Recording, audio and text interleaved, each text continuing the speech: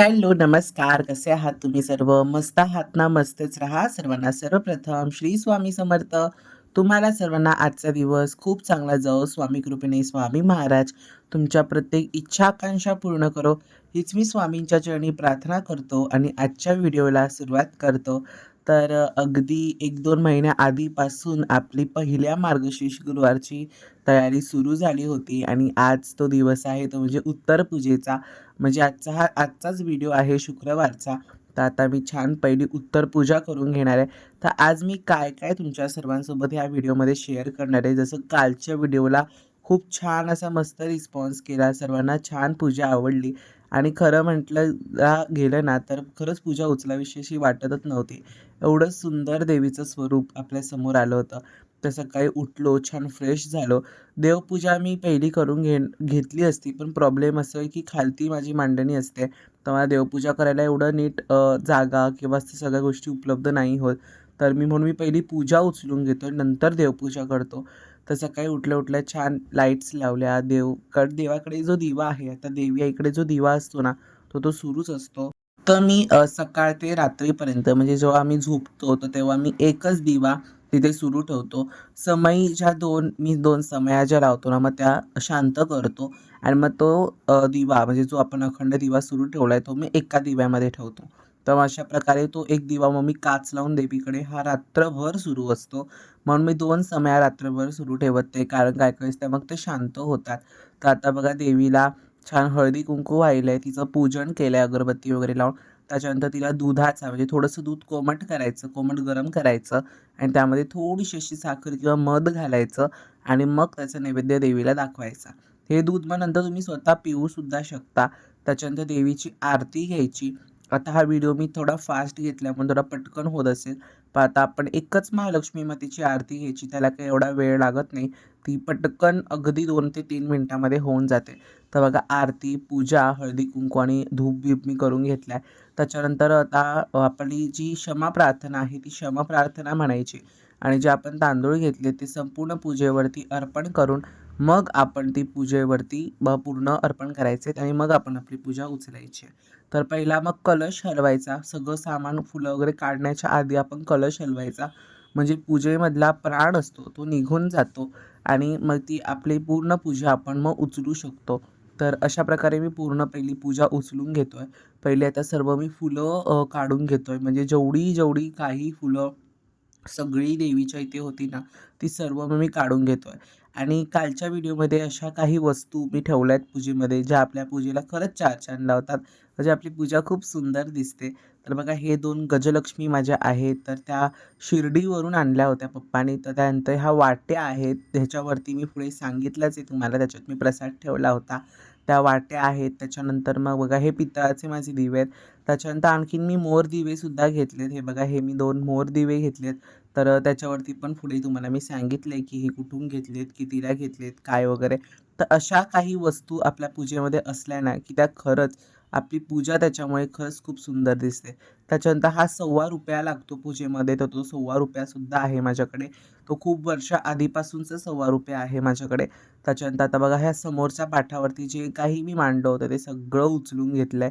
आता रांगोळी पण अशी छान मस्त तयार झाली होती, पण ती पण मिटवावी लागली. काय संपूर्ण पूजा आपल्याला उचलायची असते. तर आता छान पुढचा जो भाग आहे तो माझा पूर्ण उचलून झाला. तर आता तुम्ही मला रांगोळी तू कुठे टाकतो? तर मी रांगोळी ना निर्माल्यामध्येच टाकतो. जेव्हा मग ते मी सर्व पाण्यामध्ये सोडतो ना, तर त्याच्यातनं ते निघून जातं. तर मी रांगोळी पण निर्माल्यामध्येच घालतो. तर आता पूर्ण आता म्हणून ती मी फुलांच्या ह्याच्यात घेतली. पानं जर तुमच्याकडे कोण खात असेल, तर तुम्ही त्यांना देऊ शकता. त्याच्यानंतर मग आता बघा देवीला मी हळदी-कुंकू तिच्या मुखवट्याला मी फक्त 2दा लावतो. एकदा पूजा सुरू होते तेव्हा आणि त्याच्यानंतर जेव्हा मी पूजा उचलतो तेव्हा.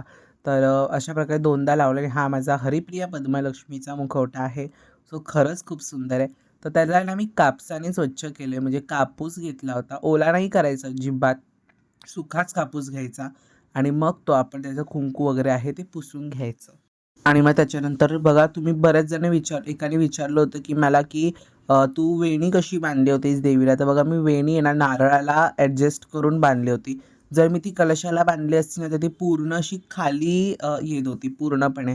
तर ते दिसायला पण एवढं नीट दिसत नव्हतं. म्हणून मी ती नारळाचा जो शेंडा आहे त्याला लावली.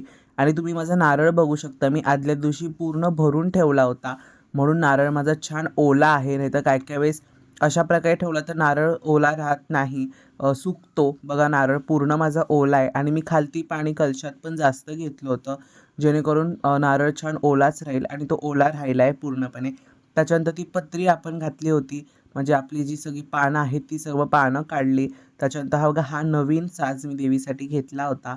अजून बरेच असे नवीन नवीन दागिने देवीसाठी घेतले. त्याच्यानंतर मग कलशाचं पुस्तकं वगैरे जी ठेवली होती ती उचलून घेतली. हा तर अजून आपला पहिलाच गुरुवार झाला आहे. अजून आपले 3 गुरुवार बाकी आहेत. यावर्षी 2025मध्ये 4 गुरुवार आले होते. त्याच्यानंतर देवीला मी चरणसुद्धा लावले होते, जे मी घेतले होते यावेळेस दिवाळीच्या वेळेला हे मी चरण घेतले होते. तर ते चरण लावले होते, तर ते चरण पण मग मी काढून घेतले. आणि कलश तुम्ही विचारला कलश कुठला वापरला आहे, तर हा मी साधाच कलश जी कळशीसारखा असतो ना, तर तो मी वापरला आहे. त्याच्यानंतर ह्याच्यामधलं जे पाणी असतं ना, तर ते आपण पाणी घरात थोडं शिंपडायचं आणि बाकीचं आपल्या झाडांना घालायचं. त्याच्यात मग जी फुलं, सुपारी वगैरे आपण म्हणजे फुलांनी आपण जी दुर्वा घातली आहे, तर ती निर्माल्यात टाकायची. आणि त्याच्यानंतर त्याची सुपारी आणि पैसा आहे तो सुकवायचा पूर्ण. सुकवून झाला की मग आपण ह्या तांदूळ ज्याच्यात आपण तांदूळ भरून ठेवतोय ना, त्याच्यामध्येच मग आपण तो भरून ठेवायचा. म्हणजे तो आपल्या लक्षातही राहतो, कलशात आपल्याला घालायचा आहे. तो पूर्ण सुकवून घ्यायचा आणि तो पण आपल्या म्हणजे तिन्ही चारही गुरुवार जो आपले आहेत ना, तो आपल्याला अशा प्रकारे तोच वापरायचा आहे. तर तांदूळसुद्धा मी छान भरून घेतलेत पूर्णपणे एका डब्यामध्ये, कारण तांदूळ पण आपण तेच वापरायचे. कालच्या व्हिडिओत मी चुकून बोललो होतो की मी लगेच वापरून घेणार आहे, पण नाही. पण आता बघा जागेवर 3 वेळा हळदी कुंकू अर्पण करायचं, दिवा ओवाळायचा आणि धूप ओवाळायचा आणि ती जागा पटकन अशी पुसून घ्यायची नाही. थोडा वेळ तिथे ठेवून द्यायचं आणि मग पुसायचं. तर बघा अशी पूर्णपणे आपली पूजा छान मस्त उचलली आहे. आणि देवी असं वाटतं की आता बघा इथे थोड्या वेळापूर्वी देवी बसलेली होती आणि आता देवी आई म्हणजे आता काय बोलू मी, अशी पूजा खरंच मला उचलावंसं वाटत नव्हतं, पण आता काय करणार, कुठल्याही गोष्टीची उत्तर पूजा ही आपल्याला करावीच लागते. तर उत्तर पूजा झाली म्हणजे देवीचं सगळं झालं की मग देवीला जे काही तिचा साज शृंगार घातला होता तो सगळा आता मला ठेवायचा होता. तर म्हणजे वस्त्र, तर वस्त्र मी नॉर्मल हाताने झाडून घेतलं आहे. आणि बघा ते धुवायचं नाही आहे हे वस्त्र, अजिबात अजिबात म्हणजे अजिबात हे वस्त्र धुवायचं नाही आहे. फक्त ओल्या कपड्याने पुढचा भाग पुसायचा, कॅनव्हासला ओलं करायचं नाही, नाहीतर तो कॅनव्हास आणखीन नरम पडतो आणि मग वस्त्राचे जे प्लेट्स आहेत ना, मग ते निघून जातात. तर म्हणून तशा प्रकारे करायचं नाही. तर आता मी हातानेच बघा झडकून घेतले आणि म्हणजे ते स्वच्छ झालं हाताने झडकून घेतलं. जेव्हा तुम्ही वापरणार ना देवीला पुढच्या वेळेस, तेव्हा त्यावर फक्त गुलाब पाणी किंवा गोमूत्र असं शिंपडायचं आणि मग देवीला पुन्हा एकदा वापरायचा. त्याच्यानंतर हा माझा छोटासा असा दागिन्यांचा डब्बा आहे. तर तो म्हणजे दागिने ह्यामध्ये मी सगळे देवीचे दागिने ठेवतो. सध्या मी ना डब्बा शोधतोय की चांगला असा मस्त डब्बा घेईन, पण तात्पुरती दागिने मी एका डब्यात ठेवलेत. त्याच्यानंतर मुखवटा माझा, तो मुखवटा पण बघा अशा प्रकारे लगेच तो मी स्वच्छ करून घेतला होता आणि मग त्याला प्लास्टिकच्या पिशवीमध्ये असं ठेवलं आणि त्याचा बॉक्स जो मला मिळाला होता त्या बॉक्समध्येच मग मी ठेवला आहे. म्हणजे ह्या मुखवट्याला बॉक्स नव्हता खरं म्हणजे, हा माझ्याकडे पर्सनली वेगळा एक बॉक्स होता जो मी त्याच्यासाठी वापरला आहे. त्याच्यानंतर हा माझा दागिन्यांचा डब्बा आहे. तर हा जो डब्बा आहे ना, तो एकदम असा सिंपल डब्बा आहे. मी तात्पुरता ठेवला आहे, जोपर्यंत मी दुसरा घेत नाही ना तोपर्यंत ह्याच्यात मी दागिने ठेवणार आहे. आणि जे मी नवीन दागिने देवीसाठी घेतले होते ते या छोट्या बॉक्समध्ये ठेवले आहेत. तर असे काय काय सगळे दागिने आहेत देवीचे. तर पूर्ण आता मनविता मम्मी काय एवढे जड दागिने वगैरे काही घालत नाहीत, तर म्हणून हे खास देवीसाठीच झालेले आहेत. त्याच्यानंतर सगळं बरंचसं सामान तुम्ही पसारा बघू शकता, पूर्ण हॉलभर मांडलं गेलं आहे, म्हणजे पूर्ण सगळीकडे मांडली झाली आहे त्याची. तर सगळं सामान मला आवरायचं आहे. तर ते सगळं आता आवरतो आणि ही पूजा जेवढा मांडायला मला वेळ लागला ना, तेवढा दुप्पट वेळ मला या सर्व गोष्टी आवरण्यात गेला असं मला वाटतं. बघा माझे जे कवड्यांचे दिवे आहेत ते दिवे, त्याच्यानंतर मग हे मोर दिवे मी नवीन घेतले ते दिवे, असे खूप सारे सगळे आपण वस्तू गोळा करतो, पण ते ठेवायला खरंच खूप नाकीनऊ येतात, एवढ्या सर्व गोष्टी होतात. त्याच्यानंतर ह्या ज्या पत्री आपल्या होत्या ना, म्हणजे जे आपण पानं घातली, तर ते घराच्या 4-5 किंवा 3 टोकानी आपल्याला ठेवायचे आहेत. तर बघा सगळी पत्री अशा 3-3 ठिकाणी मी टाकतोय. आणि हे आंब्याचं ढगळ आहे ना, नंतर तुम्ही तुमच्या दाराला सुद्धा लावू शकता. म्हणजे देवीचा वास आपल्या घरामध्ये अखंड राहील. तर बघा पूर्ण दारामध्ये म्हणजे तिन्ही ठिकाणी मी घालून घेतले आहेत, जी पत्री आहेत ना ती ठेवून घेतली आहेत. आणि आज शुक्रवार होता, तर छान अशी मस्त आजची देवपूजासुद्धा खूप सुंदर झाली. सगळी पूजा माझी म्हणजे खालची पूजा आवरून झाली ना सगळी, पूर्ण उचलून झालं सगळं, की मग मी देवपूजा करतो. आणि आज स्वामी महाराज वगैरे सगळे खूप सुंदर दिसतात. सगळ्यांची छान अशी मस्त आजची मग मी पूजा करून घेतली आणि अशी केली आजची आपली उत्तर पूजा. नमस्कार सर्वांना, श्री स्वामी समर्थ. की जसं की आता तुम्ही बघितलं तशी साधी सोपी आणि पटकन आपली उत्तर पूजा करून झालेली आहे आणि सर्व सामान तिथल्या तिथे गेलेलं आहे. काहीच असं बाहेर आता राहिलं नाही. फक्त आता माझ्या समया क्लीन करून त्या मला स्वच्छ सुकवून मग त्या मला ठेवायच्या. आता ते पण मी हे शूट झाल्यानंतर करूनच घेईन.